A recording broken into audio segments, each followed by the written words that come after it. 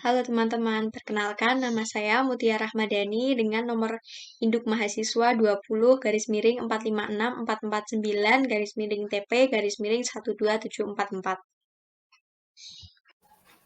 Halo teman-teman semua, selamat datang di presentasi EGPP saya. Jadi pada kesempatan ini saya akan mempresentasikan tentang jurnal yang telah saya pilih. Jurnal yang saya pilih berjudul Protein Degradation and Structure Changes of Beef Muscle During Superchilled Storage.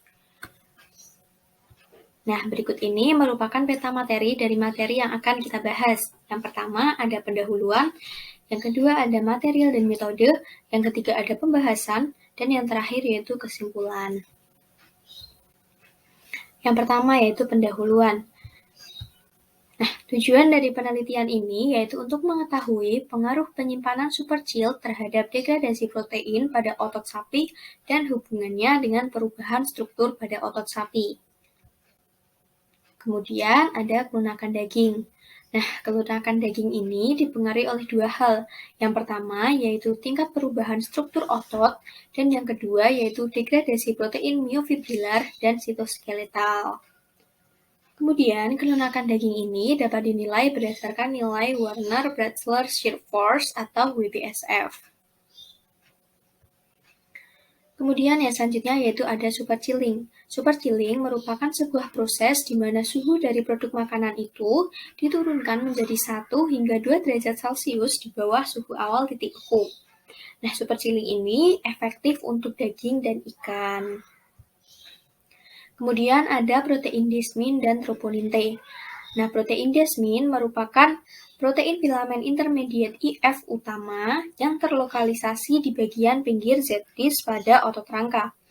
Nah, protein desmin ini berkontribusi pada pemeliharaan integritas struktur sel otot.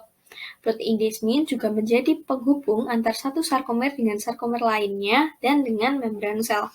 Nah, ini disinilah letak dari protein desmin. Kemudian yang selanjutnya ada protein troponin T. Protein troponin T itu merupakan protein struktural pada serat otot lurik. Nah, protein troponin T ini tergabung dalam troponin kompleks yang merupakan bagian dari filamen tipis pada kontraktil apartus. Kemudian, peran dari troponin T yaitu sebagai pengikat kompleks troponin pada tropomiosin. Jadi ini ada gambar troponin T yang disimbolkan dengan TNT yang berada dalam troponin kompleks. Nah, kedua protein ini, yaitu protein desmin dan protein troponin T ini dapat terdegradasi oleh myokalpain. Nah, yang selanjutnya yaitu kalpain. Apa itu kalpain? Kalpain merupakan enzim protease utama yang terlibat dalam pengempukan daging dan memiliki aktivitas yang tergantung pada CA2+. Nah, sistem proteinase utama dari kalpain ini yaitu myokalpain dan M-kalpain. Dampak dari degradasi protein akibat aktivitas kalpain yaitu pergeseran sarkomer dan kerusakan serat otot yang mengakibatkan meningkatnya kelunakan pada daging. Selanjutnya ada oksidasi protein. Oksidasi protein merupakan peristiwa modifikasi ikatan kovalen pada protein, baik yang diinduksi secara langsung oleh senyawa ROS atau oksigen reaktif, maupun secara tidak langsung oleh produk-produk sekunder dari keadaan stres oksidatif. Kemudian ada contoh dari radikal pengoksidasi yang menyebabkan oksidasi protein, yaitu radikal hidroksil, radikal peroksil, dan radikal alkoksil. Kemudian terjadinya oksidasi protein pada bahan pangan ini ditandai dengan terbentuknya senyawa karbonil. Kemudian dampak dari oksidasi protein yaitu dapat menurunkan kerentanan substrat protein myofibrilar terhadap aktivitas proteolitik sehingga menghambat kelunakan pada daging. Meskipun demikian, tetap masih terdapat protein yang dapat terdegradasi oleh enzim kalpain. Kemudian, akibat suhu yang rendah, maka oksidasi protein ini juga akan menurun. Selanjutnya ada material dan metode. Yang pertama yaitu persiapan. Jadi daging sapi yang digunakan ini berasal dari 4 sapi pejantan luksi persilangan Cina usia 18 hingga 24 bulan yang disembelih secara manusiawi mengikuti standar nasional Cina. Kemudian akan dilakukan pengemasan dan penyimpanan. Jadi pada penelitian ini dilakukan 3 jenis penyimpanan. Yang pertama yaitu traditional chilling atau pendinginan, di mana steak akan disimpan pada suhu 2 derajat Celcius. Nah, penyimpanan ini hanya dilakukan hingga minggu ke-8 karena jumlah mikrobianya telah mendekati pembusukan. Yang kedua yaitu ada penyimpanan super chilling, di mana steak disimpan pada suhu minus 4 derajat Celcius. Kemudian yang ketiga yaitu ada penyimpanan conventional freezing, di mana steak akan disimpan pada suhu minus 18 derajat Celcius. Nah, dari sapi yang disembelih tadi diambil loin per sapinya, kemudian dipotong menjadi 10 sampel steak setebal 2,54 cm. Kemudian akan diambil 9 steak untuk dikemas dan 1 steak untuk tidak dikemas dan akan dilakukan pengujian pada minggu ke-0.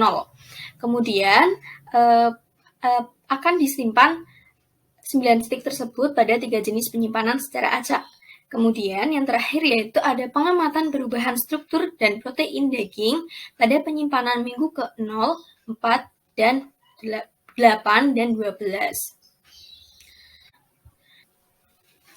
Nah, kemudian ada uji WBSF. Jadi pada uji WBSF ini, sampel setelah disimpan akan dikemas di dalam kantong polietilen dan akan dipanaskan pada water bath suhu 80 derajat Celcius hingga suhu internalnya mencapai 70 derajat Celcius. Kemudian akan dilakukan pendinginan dan penyimpanan steak pada suhu 2 derajat Celcius hingga semalaman. Kemudian akan dilakukan pemotongan steak sejajar dengan serat daging menjadi sampel kolumnar yang berbentuk silinder dengan diameter 1,27 cm. Nah, masing-masing stick ini akan menghasilkan 6 kolumnar. Kemudian akan dilakukan pengukuran nilai WBSF dengan mesin analisis tekstur stable microsystem dengan HDP pisau BSW. Kemudian nilai WBSF yang diperoleh dalam satuan Newton dan diperoleh dari rata-rata sampel kolumnar setiap sticknya. Kemudian ada tahap persiapan protein myofibrilar. Jadi diambil 0,5 gram sampel daging sapi.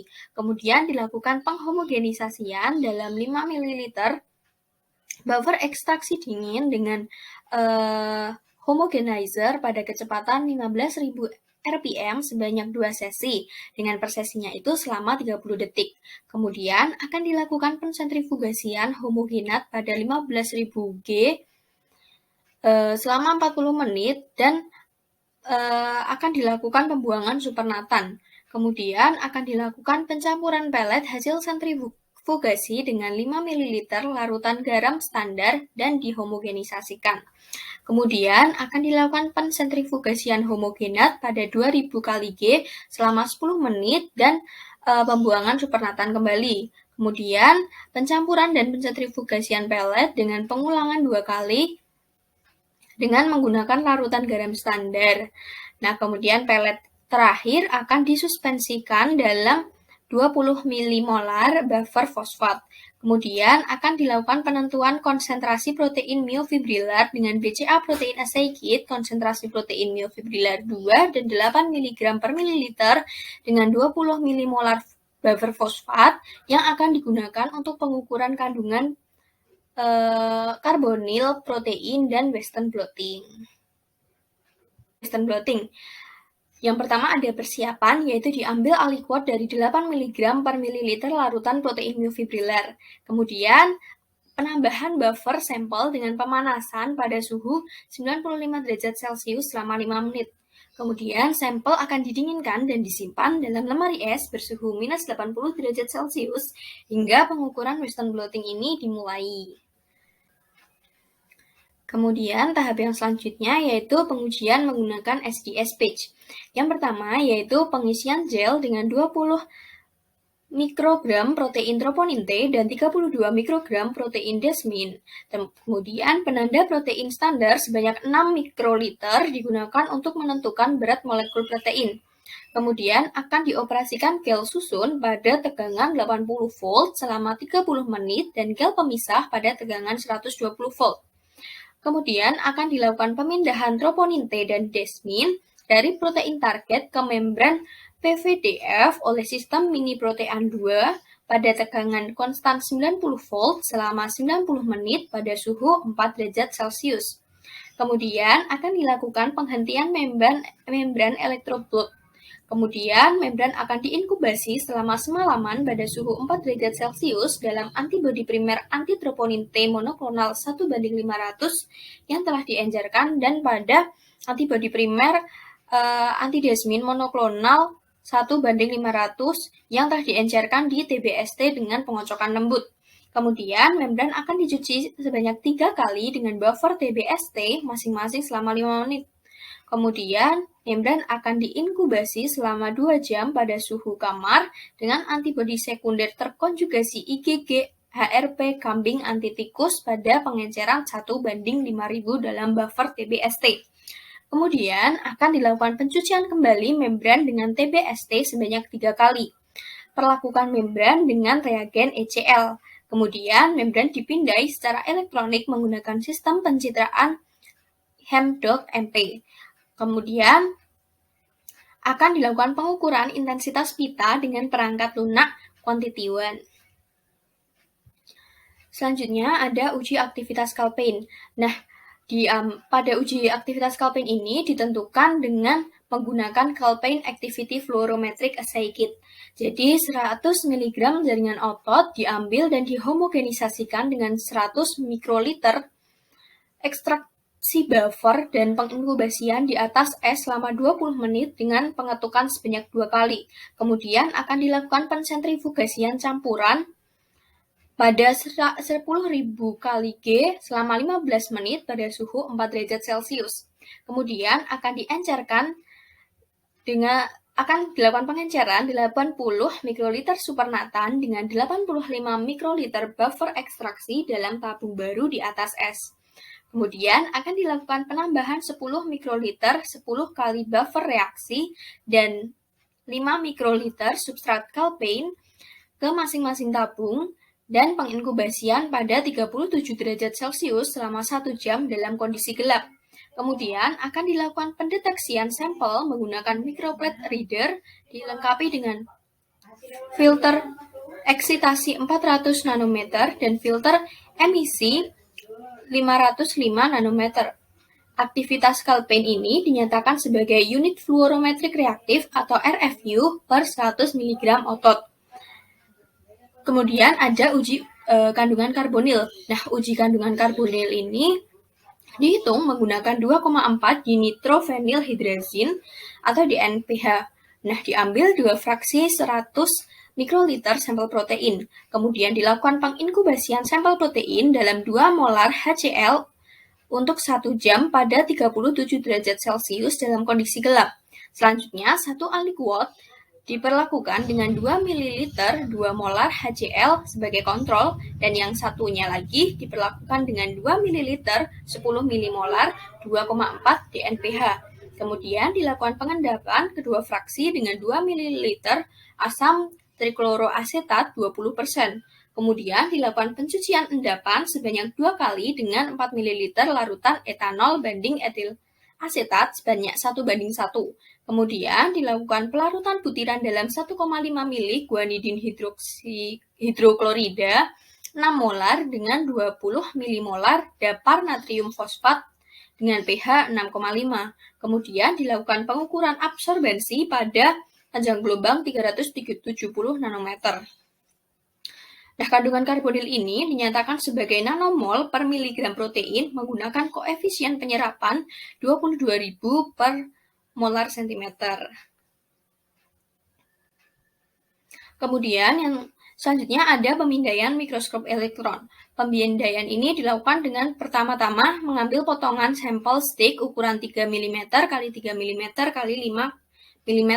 Kemudian akan dilakukan pemfiksasian dalam glutaraldehid 2,5% dalam buffer fosfat 0,1%, 0,1 molar dengan pH 7,2 selama setidaknya 24 jam pada suhu 4 derajat Celcius.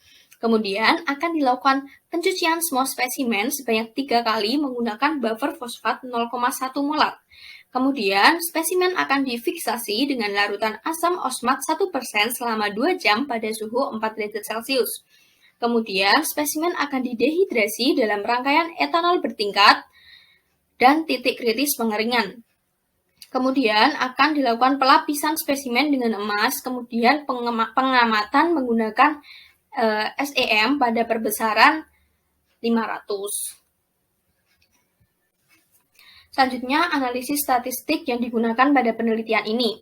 Data analisis dianalisis menggunakan sistem analisis statistik.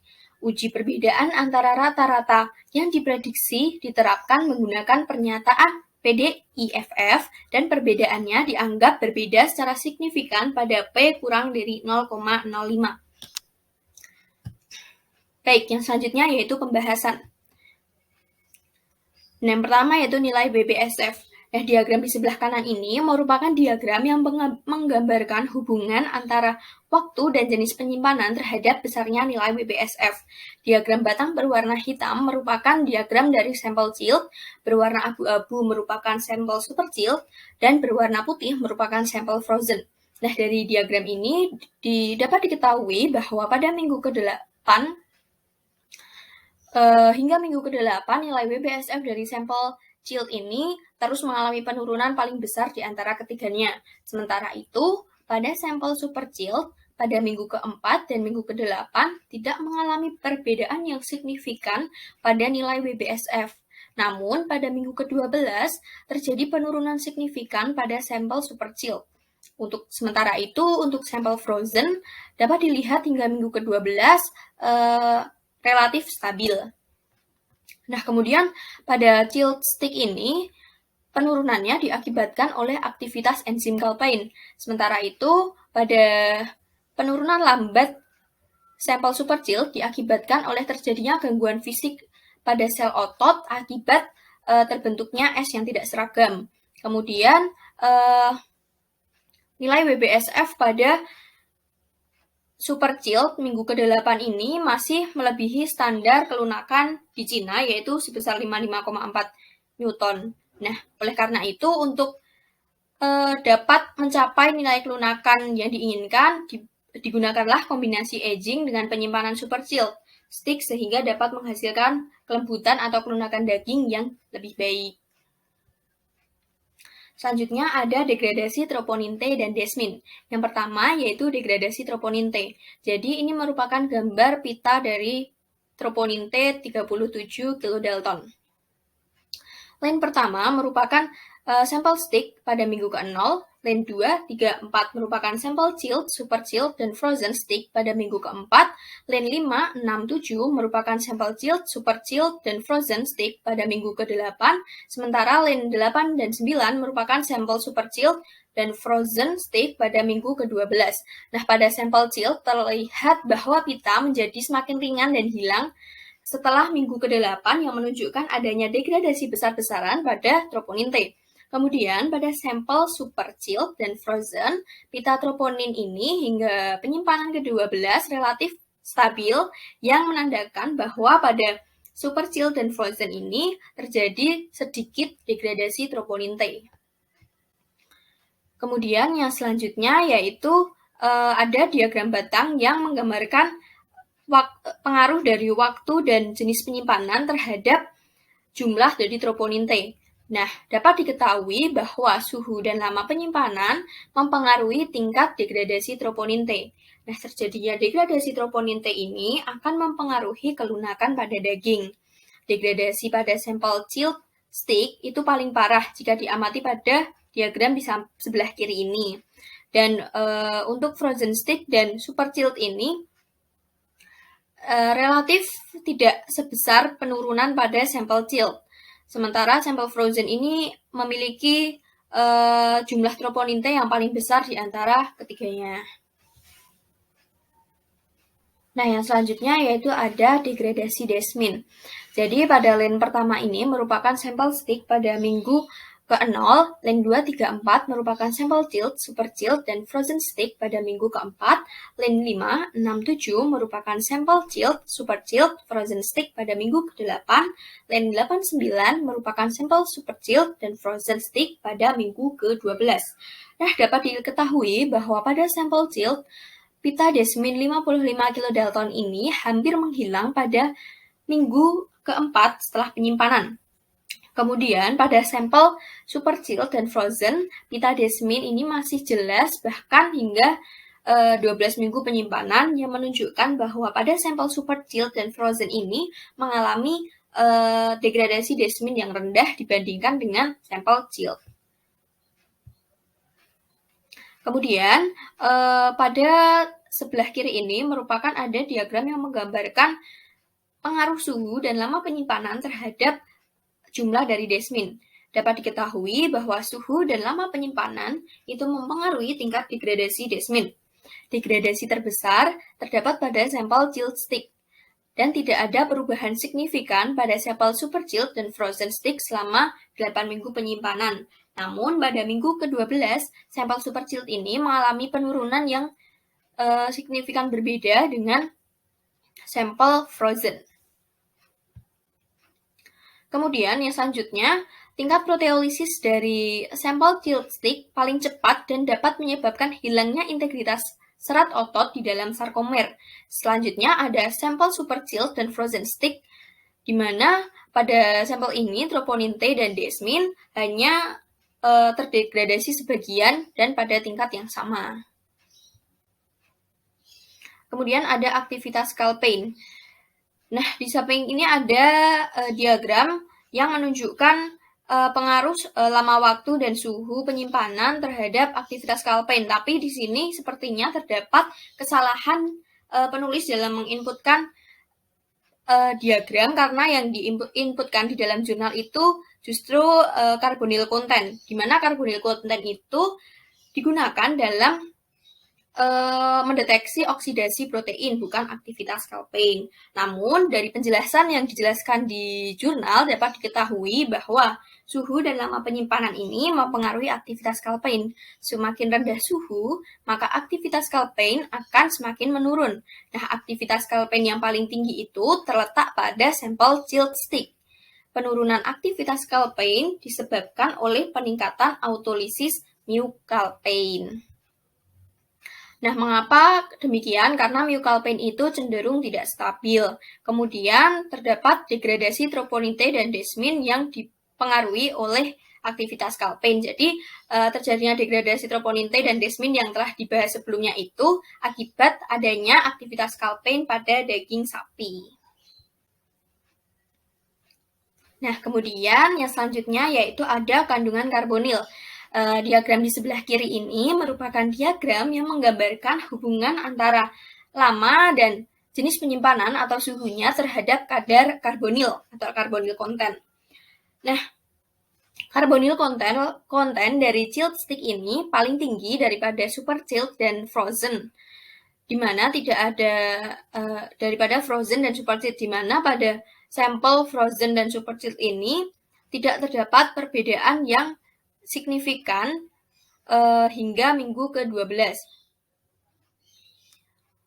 Kemudian kandungan karbonil ini merupakan indikator terjadinya oksidasi protein. Suhu dan lama penyimpanan mempengaruhi oksidasi protein. Semakin rendah suhu, maka semakin menurun laju reaksi oksidasi protein. Itulah mengapa pada sampel super chilled ini kandungan karbonilnya paling tinggi.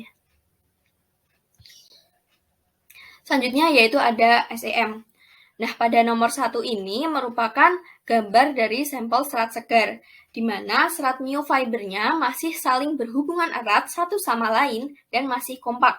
Kemudian pada gambar nomor 2 dan 3 merupakan sampel chilled minggu ke-4 dan ke-8 penyimpanan.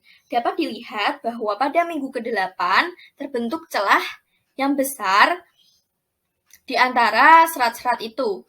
Nah, kemudian pada nomor 4, 5, dan 6 ini merupakan sampel dari super chilled yang disimpan pada minggu ke-4, ke-8, dan ke-12 secara berturut-turut. Nah, dapat dilihat bahwa pada minggu ke 8 dan 12 ini mulai terbentuk celah antar serat, tetapi celahnya itu lebih kecil daripada celah yang terbentuk di sampel Chiltz. Kemudian untuk nomor 7, 8, dan 9 ini merupakan gambar dari sampel frozen, di mana pada gambar ini diperlihatkan pada sampel ini tidak terbentuk celah yang besar, namun hanya terbentuk celah kecil-kecil dibandingkan dengan sampel Chiltz dan Super Chiltz hingga minggu ke-12. Nah, tingkat perubahan serat otot ini akan sangat dipengaruhi oleh suhu penyimpanan dan waktu penyimpanannya. Kemudian, terbentuknya ruang antar serat pada sampel Chiltz stick disebabkan oleh aktivitas enzim proteolitik endogen yang ditunjukkan dengan tingginya tingkat degradasi troponin T dan desmin yang juga dapat menurunkan nilai WBSF. Kemudian terbentuknya ruang antar serat pada sampel Super Chiltz yang lebih kecil daripada sampel Chiltz ini berhubungan dengan terbentuknya kristal es yang besar akibat terjadinya pembekuan lambat. Kemudian pembekuan lambat ini terjadi akibat suhu yang digunakan pada Super Chiltz ini relatif lebih tinggi ya daripada yang digunakan untuk frozen. Kemudian pada sampel frozen, ruang antar seratnya relatif sangat kecil di antara ketiga sampel ini karena suhu yang digunakan ini sangat rendah sehingga pembekuan yang terjadi itu pembekuan cepat yang menghasilkan kristal es yang kecil-kecil dan tidak dapat mengganggu struktur sel otot. Kemudian yang terakhir yaitu kesimpulan. Kesimpulan yang pertama yaitu pada sampel Chiltz terjadi penurunan drastis nilai WBSF karena terjadi proteolisis signifikan dari troponin T dan desmin oleh enzim kalpain yang juga menyebabkan kelunakan pada daging. Yang menambahkan bahwa pada sampel Chiltz tadi juga terbentuk celah yang besar pada hasil SEM. Kemudian, kesimpulan yang kedua yaitu pada sampel Super Chiltz tidak terjadi degradasi troponin T dan desmin yang signifikan. Aktivitas kalpainnya juga lebih lambat daripada sampel Chiltz. Kemudian, pada sampel ini juga mengalami perubahan struktur sel otot setelah 12 minggu penyimpanan serta penurunan nilai WBSF yang lebih rendah daripada nilai sampel Chiltz. Kemudian yang terakhir yaitu pada sampel frozen tidak terdapat perubahan besar terkait dengan degradasi protein, oksidasi protein, dan struktur mikro, serta mempunyai nilai WBSF yang paling tinggi di antara ketiga sampel. Nah, ini merupakan pustaka yang saya gunakan. Nah, sekian sesi presentasi EGBP dari saya. Terima kasih telah menyimak presentasi saya dan mohon maaf apabila terdapat kekurangan. Sampai bertemu pada sesi selanjutnya.